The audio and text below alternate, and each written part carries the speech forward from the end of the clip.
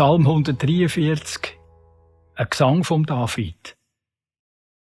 Du, los an meinem Bitten und Betteln. Ich rechne mit deiner Wahrheit. In deiner Treuung immer eine Antwort. Sich die Freund nicht vors Gericht. Wer von den Lebtigen kann da schon bestehen?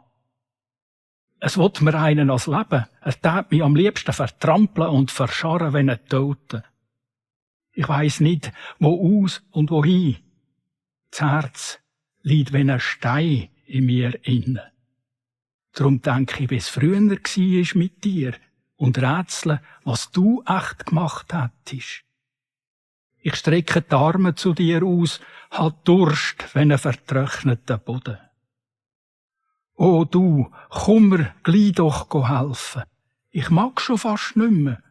Schau nicht weg und lach mich stehen. Ich sturb schon vor Kummer. Komm gleitig und gib mir ein Zeichen von deiner Liebe. Ich habe ja nur dich, wo ich vertraue. Zeig du mir selber, wie es weiter soll gehen. Ich habe ja nur dich. Führ du mich an meinen Finden vorbei und lach mich am Leben. Ich habe ja nur dich. Du bist mein Gott. Ich will nur an dir zu leben am Leben sein. Dein Geist soll mich führen und leiten. Dann kommt's dir schon gut. Du, dein Name steht auf dem Spiel. Hauch mir doch einisch noch Leben ein. Ich bin ja dein Freund, du stehst zu mir und meine Seele holst aus allen Ängsten raus.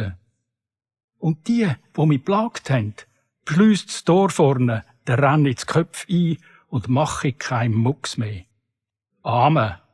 Genau so sei es.